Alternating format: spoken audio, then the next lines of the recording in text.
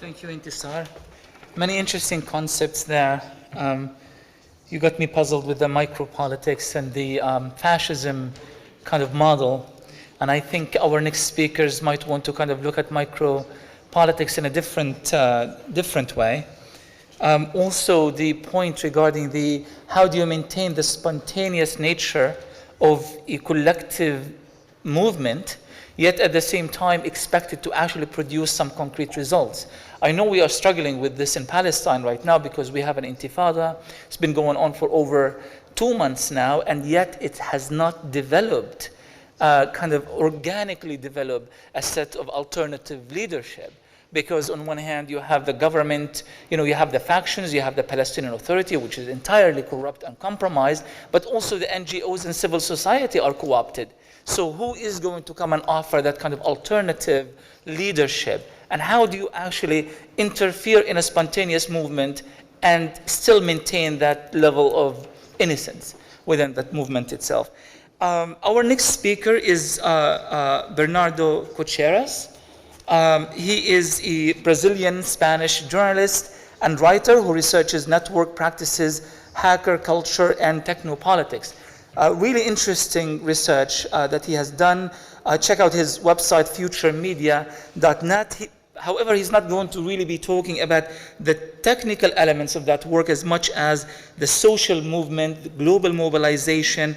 He's going to, more or less we are going to be talking about the Middle East, but he's going to take us into this kind of intellectual overlap between the Middle East and Latin America and other parts of the world. So please help me welcome him.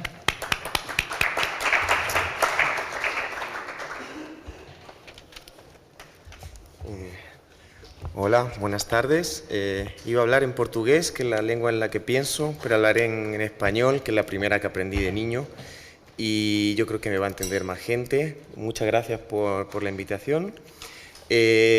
Bueno, para empezar, tal vez no esté de acuerdo en hablar de post-political governance. A lo mejor sería más interesante hablar de autogobierno, ciudadanía en red, otro tipo de conceptos que podemos ir desgranando.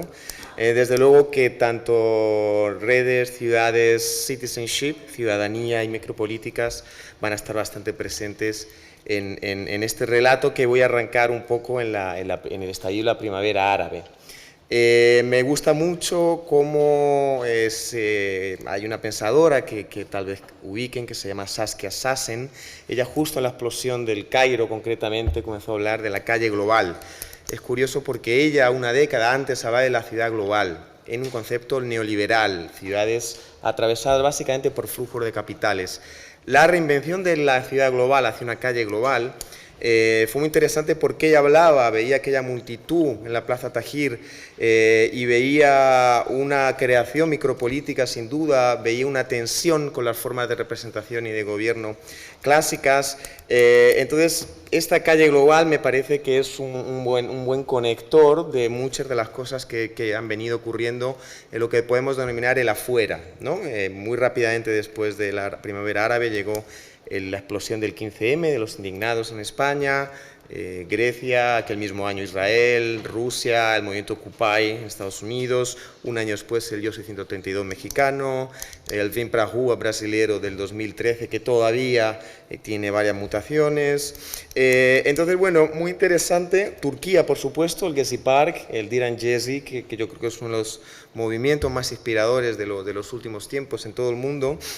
Esta calle global donde había una creación política muy vinculada al espacio público, por un lado, muy mediada por las capas de comunicación digital, ¿no? En este nuevo espacio híbrido en el que se genera política hiperlocal al mismo tiempo que se expande en tiempo real al mundo. Yo recuerdo que en la explosión del Gezi Park había varios hubs de hackers en todo el planeta porque había un apagón informativo y Twitter se censuró de alguna manera, era muy complicado informar y se driblaba todos esos problemas, ocurrió en el Egipto también.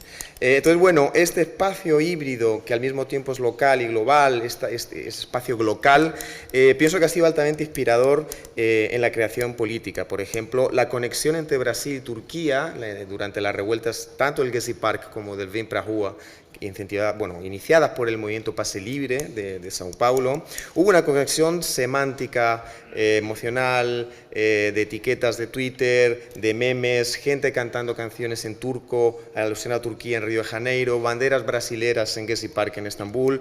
Los estudios de datos que algunas personas hicieron, se veían cuentas de Turquía muy pendientes de Brasil, con una identificación automática de tanto del elemento antagonista contra quien estaban luchando, como de identificación de ellos. Me gusta hablar de micropolítica, no tanto como una política de lo hiperlocal, sino como una política de los afectos, una política de los cuerpos que se encuentran en un espacio público y crean un espacio común. Es muy interesante cómo todos estos movimientos de ocupación efímera y temporal de espacios urbanos, sea el Gezi Park o su Cozy Park en Nueva York, o la acampada Sol, en la Puerta del Sol acá en Madrid, que duró muchas semanas. Todas ellas fueron generando prototipos políticos. Me gusta mucho la palabra prototipo, que viene de la ética hacker, que es un modelo inacabado de algo que puede ser mejorado por la inteligencia colectiva. Entonces, todos estos prototipos políticos se fueron expandiendo. Por ejemplo, en Brasil, el año pasado, el Parque Augusta de São Paulo generó una ocupación de un mes con una petición de autogobierno hacia el bien común, hacia los commons de ese espacio urbano, donde ni lo público ni lo privado no les interesaba al movimiento una participación directa de lo público y lo privado, sino una mediación donde hubiera una autogestión del espacio. Por ejemplo, en Madrid me divierte mucho cuando mucha gente hablaba, bueno, el movimiento de los indignados se acabó, se diluyó, y había 170 asambleas en los barrios de Madrid. Yo decía, bueno, ¿cómo puedes estar diciendo que se acabó cuando tenemos 170 asambleas semanales en el espacio público de nuevos colectivos, movimientos que no se identifican con las estructuras de los movimientos clásicos, y donde fueron surgiendo muchísimos proyectos de permacultura, feminismos, economía solidaria, ética hacker, plataformas de código compartido? Entonces, bueno, posiblemente existe un límite de toda la espontaneidad de la multitud, de toda la teoría negriana de la multitud y el hacer la política, de la construcción biopolítica, pero también existen algunos caminos muy inspiradores que están moviéndose en los últimos tiempos. Posiblemente el más sorprendente, y el caso más sorprendente de un movimiento plural y polisémico y multitudinario, que inicialmente era antagonista con la política representativa, el no nos representan de los indignados de España, y que haya dado un salto tan rápido hacia la política representativa, que ha ocurrido acá, ¿no? El movimiento municipalista en este momento está gobernando Madrid, está gobernando Barcelona y 30 ciudades de España, entre ellas Valencia, entre ellas Zaragoza, y es muy interesante pensar qué está ocurriendo en esta sinergia de diferentes colectivos, movimientos, flujos. Acá se le llamó confluencia, había una clara hoja de ruta de no llevar la lógica de partido a la negociación político-social para generar un frente ciudadano y gobernar una ciudad, o intentar gobernar una ciudad como Madrid, una capital europea.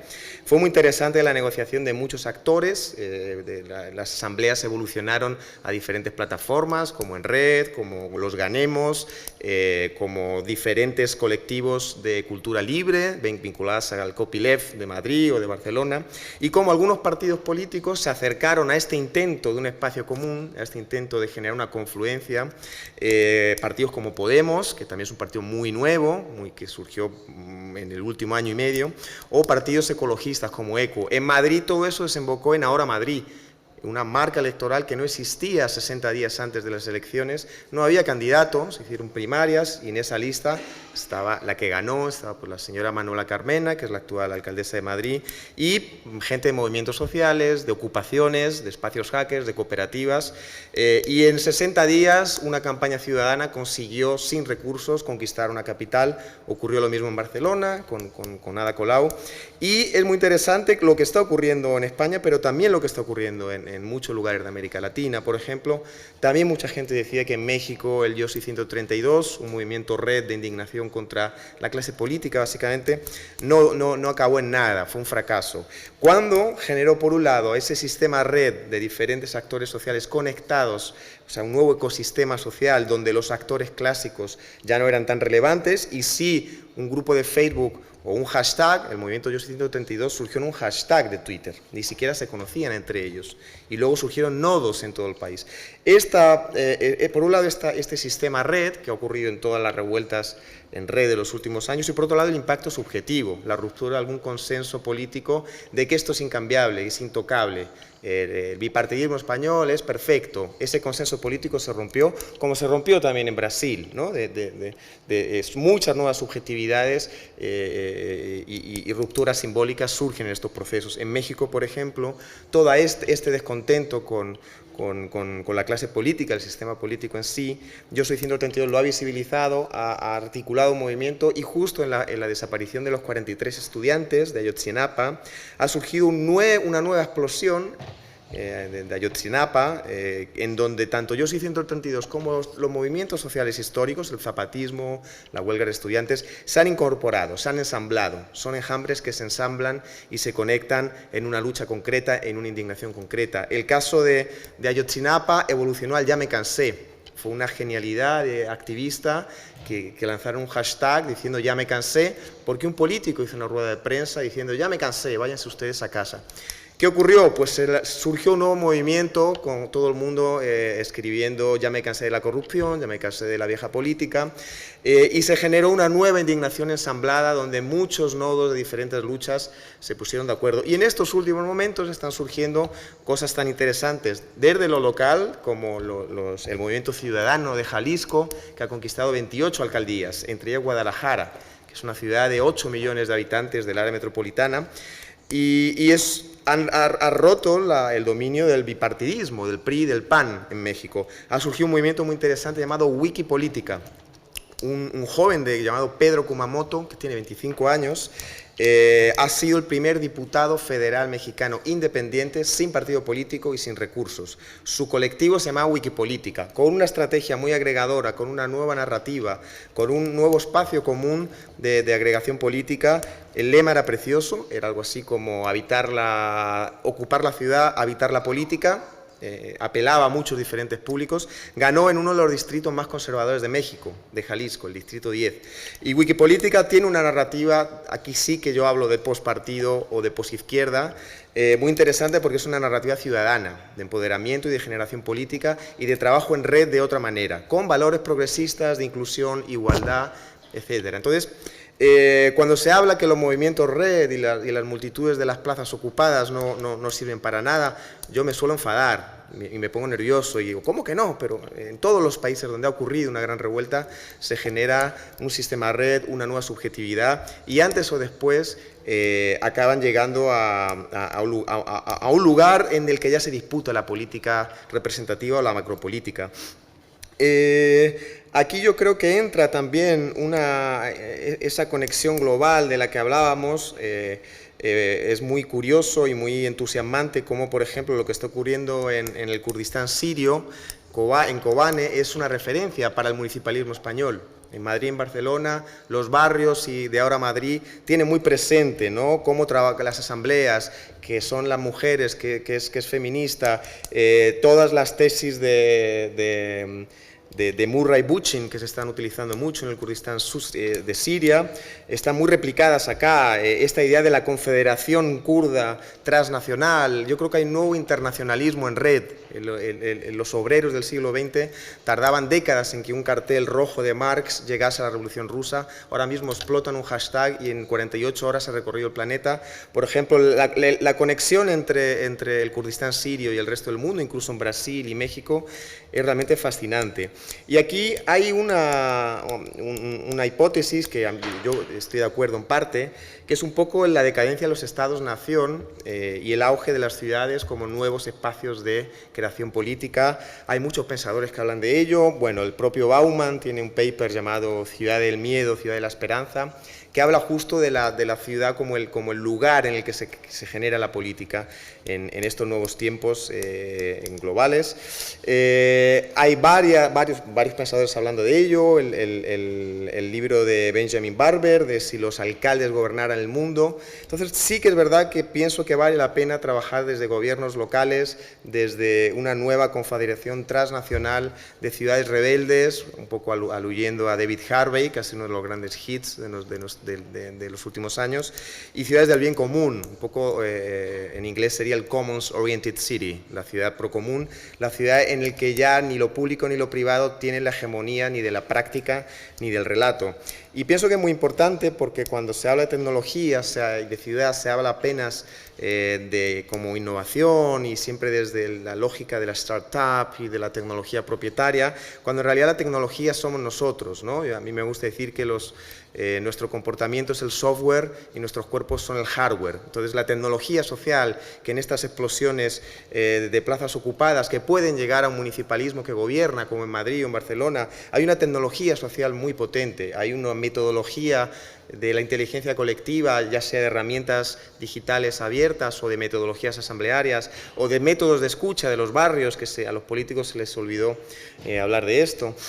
Yo pienso que la tecnología social y la innovación social no pasa exclusivamente por la tecnología, y pienso que todo este movimiento de cuerpos y micropolítica, de plazas ocupadas y deseos de espacios comunes, es un golpe directo contra algunos paradigmas de ciudad que nos están vendiendo, como Smart City o la ciudad creativa, ciudades marca que compiten entre sí.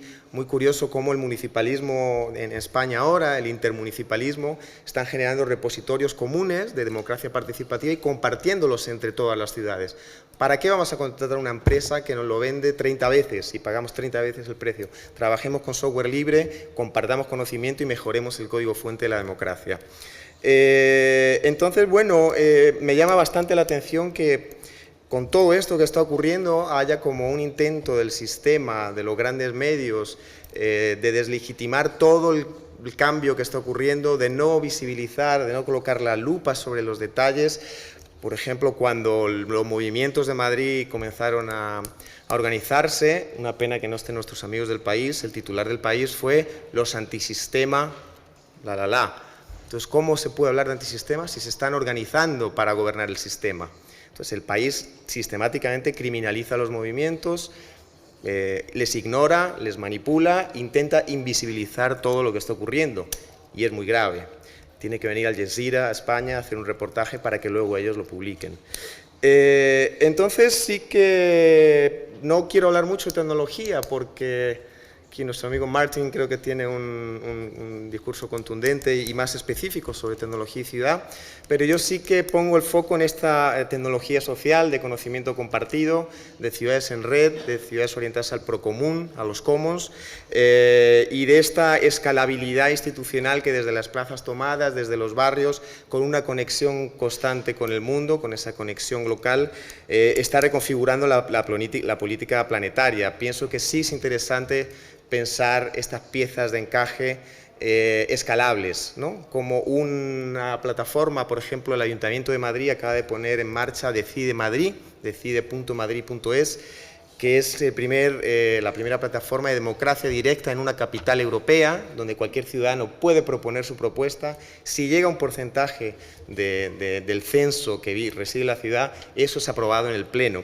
Y esa plataforma ha despertado mucho interés en todo el mundo, y ya hay incluso, no puedo decir mucho, pero hay gente de otros gobiernos y de otra escala, ni siquiera municipal, que están interesados en replicarlo. Es un poco la belleza del código abierto y compartido. De nuevo tiene que venir The Guardian, el señor Paul Mason, a escribir un elogio impresionante del municipalismo español, con una foto de Manuela Carmena, hablando que es el único lugar donde va a surgir la Smart City no neoliberal, ¿no? Una foto de la señora Manuela, que usa transporte público y va en metro, no va con choferes privados. Y bueno, concluyo con una frase de Paul Mason, que él justo le habían mandado un documento de estas ciudades del bien común que en España están generando un nuevo tipo de tecnología y de ciudad, y Paul Mason se quedó fascinado y publicó un artículo entero.